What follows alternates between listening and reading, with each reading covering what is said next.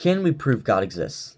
Atheists would say we can't prove God exists scientifically, and that's true, because proving something scientifically involves using the scientific method, which consists of experiments in the natural world. And we can't experiment on God, so we can't, because he transcends the natural world. So we can't prove God exists scientifically, but we can prove he does exist logically. So my first point is space-time and matter point. So if the rules of space-time and matter were created at one point, that means the creator of space-time and matter has to be a supernature. Why? Because what does a supernature even mean? A supernature just means it's not bound to the rules of space, time, and matter. That means the creator of space, time, and matter has to be spaceless, timeless, and immaterial. So, it makes sense that it is a supernature who created space, time, and matter because, well, I think nature itself was created at space, time, and matter, so it's beyond nature, a supernature. So that's why I would say that it has to be a supernature who created space, time, and matter. Something that is more powerful, something that's spaceless, timeless, and immaterial. I think that's 100% true because that's just logic. And then so the point that atheists would prove, the counter argument they would say, is then, well then who created the creator? If the creator created space, time, and matter, then who created the creator? And so, well, no one created the creator because he's timeless, spaceless, and immaterial. He created everything, so no one created him. And philosophers like Aristotle would say that for us to believe the causation, like the order of events that causation happens, for us to believe like anything to be true, there has to be a first member. So, like God, a first member that no one created the first member for us to believe that anything exists at all. And then my second point is how fine-tuned our world is.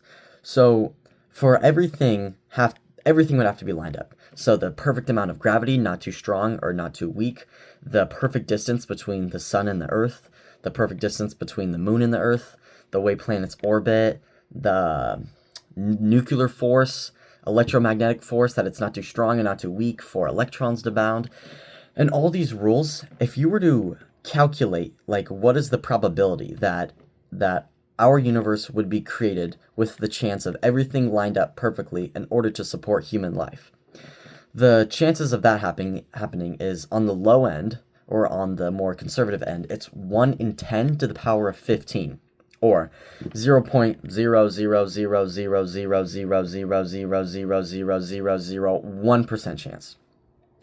So it's not just chance, it is our world was fine-tuned and crafted by a God who knew what he was doing. The counter-argument to a fine-tuned universe, atheists would say, is they'd bring up the anthropic principle.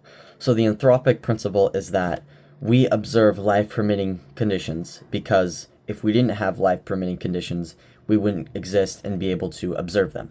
And so that's true. That statement perfectly explains the situation that we are in right now, but it doesn't explain why our world does have life-permitting equations. And in my last point, I already proved that for something to create space, time, and matter, it would have to be a supernature. So it doesn't prove anything. It just is like agnostic. It's okay with not knowing. And then also the multiverse is, if there are millions of multiverses, then it's way less shocking that our universe has perfect life-permitting conditions if you have a vast number of multiverses and most of them don't have life-permitting conditions. Like, that would make sense, and it's just the luck of the draw. Well, yeah, that's true, but that's a pretty big if multiverses exist. We've not seen any evidence whatsoever if multiverses exist. And then you're just moving the goalpost farther back. But okay, so then if multiverses exist, who created the multiverses? They don't have an answer.